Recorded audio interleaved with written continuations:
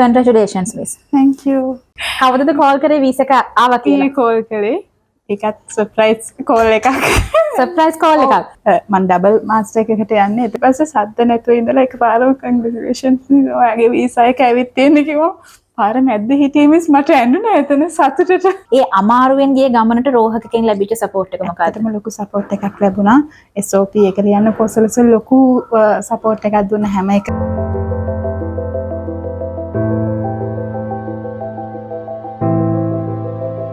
New Zealand වලට student visa එකකින් යන්න ඔයාලත් මේ දවස්වල ආසාවෙන් ඉන්නවද? ඉතින් අද අපි සූදානම් වෙලා තියෙනවා ICL කලෙජ් එකට වීසා එකක් නොවැම්බර් ඉන්ටේක් එකට අරගත්ත ස්ටුඩන්ට් කෙනෙක්ගේ ස්ටෝරි එකක් ඔයාලත් එක්ක ෂෙයා කරගන්න. ඉතින් දිගටම වීඩියෝ එකත් එක්ක රැඳිලා ඉන්න අපි බලමු රෝහකකින් නොවැම්බර් ඉන්ටේක් එකට සෙප්ටැම්බර් වෙද්දි වීසා එක කොහොමද අරගත්තේ කියලා. Congratulations, Miss. Thank you. මොකද හිතෙන්නේ වීසා එක ආවා කියලා කිව්වහම මට මතකයි පෙරේදත් මට මැසේජ් එකක් දැම්මා කොහොමගේ වීසා එක කියලා අහලා.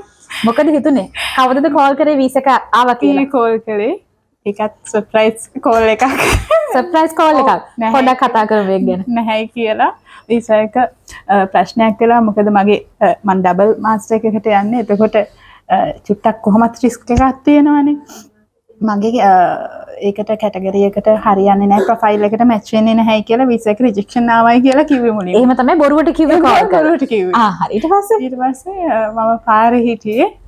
ඊට පස්සේ මම කල්පනා දැන් මට ඇත්තටම හිතා ගන්න බෑ. දැන් මම දන්නවා මේක හරියන්න ඕනේ. මම ඒ තරම් මට විශ්වාසයක් තිබුණා හරියයි කියලා. ඊට පස්සේ මම හිතුවා මිස් දැන් මම මොකද කරන්න ඕනේ? එන්න කිව්වා හම්බෙන්න. මම කිව්වා හරි එන්නම් හෙට එන්නම්.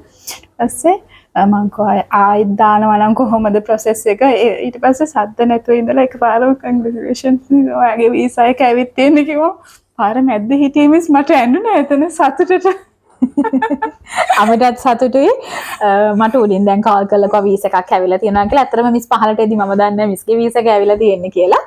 ඉතින් මුලින්ම කිව්වා වීසා එක රිජෙක්ට් වෙලා කියලා සර්ප්‍රයිස් කෝල් එකක්. ඊට පස්සේ වීසා එක ආවා කියලා කිව්වා. හරි. මේ මොකද දැනුනේ? ඇත්තටම හරි සතුටක් දැනුණා. මොකද මේ process එකේදී මම ස්මූත්ලි ගියේ නෑ. හැම තැනම difficulties වලට මුහුණ දුන්නා.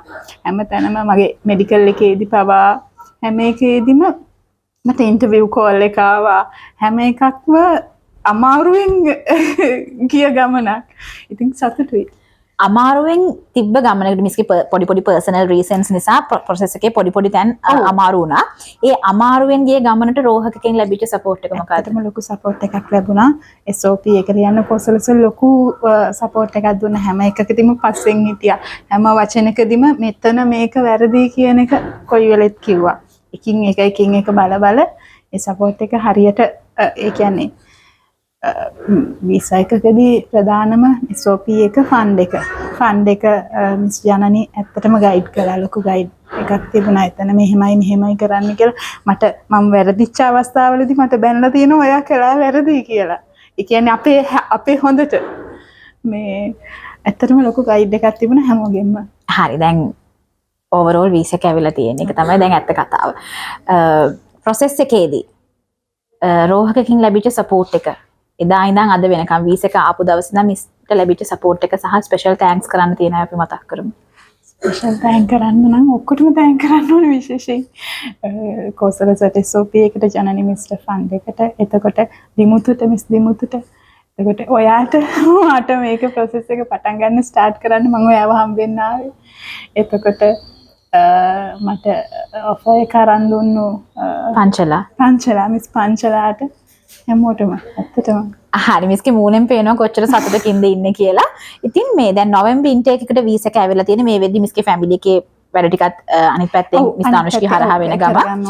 ඉතින් අපි මතක් කරමු මිස් ඊළඟට මිස් දැන් ඇප්ලයි කරේ මොන වගේ ඇකඩමික් බෑග්ග්‍රවුන්ඩ් එකක් තියාගෙනද කියලා මිස්ගේ නම වයස සහ ලංකාවෙන් තිබ්බ ඇකඩමික් බෑග්ග්‍රවුන්ඩ් එක වර්කින් එක්ස්පීරියන්ස් අපි මේ ටිකක් පොඩ්ඩක් මතක් කරමු බලන් ඉන්න අයට අයිඩියා එකක් ගන්න. මගේ වර්කින් එක්ස්පීරියන්ස් තිබ්බ අවුරුදු 10ක් ප්‍රින්ටිං ෆීල්ඩ් එකේ මැනේජර් ඇසිස්ටන්ට් මැනේජර් කෙනෙක් විදියට ඊට අමතරව මම ඔටිෂම් ලෙවල් 7 කරලා තියෙනවා.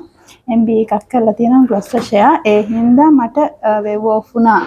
IELTS එක වේව් ඔෆ් වුණා. ඒ බේස් එකෙන් තමයි මම ඇප්ලයි කළේ මාස්ටර් ඔෆ් මැනේජ්මන්ට්. හරි. එතකොට දැන් ICL කලෙජ් එකට නොවැම්බර් ඉන්ටේක් එකට තමයි වීසා එක ඇවිල්ලා තියෙන්නේ. ඉතින් අපි මිස්ටර් විශ් කරනවා වීසා එක ආවා වගේම ඉක්මනින් මිස්ගේ අනිත් වැඩ කටයුතු ටිකත් ඉක්මනින්ම කරගෙන නිව්සීලන්ත වල නොවෙම්බර් ඉන්ටේක් එකට ගිහිලා ස්ටඩීස් පටන් ගන්න ඉක්මනින්ම ලැබෙන්න කියලා. ඉතින් බලන් ඉන්න අයටත් අපි මතක් කරනවා ඔයාලටත් තියෙන ඩිප්ලෝමා ප්ලස් MBA එකක් නම් එහෙම නැත්නම් working experience plus MBA එකක් නම් කිසිම ප්‍රශ්නයක් නැහැ නිව්සීලන්ත වලට.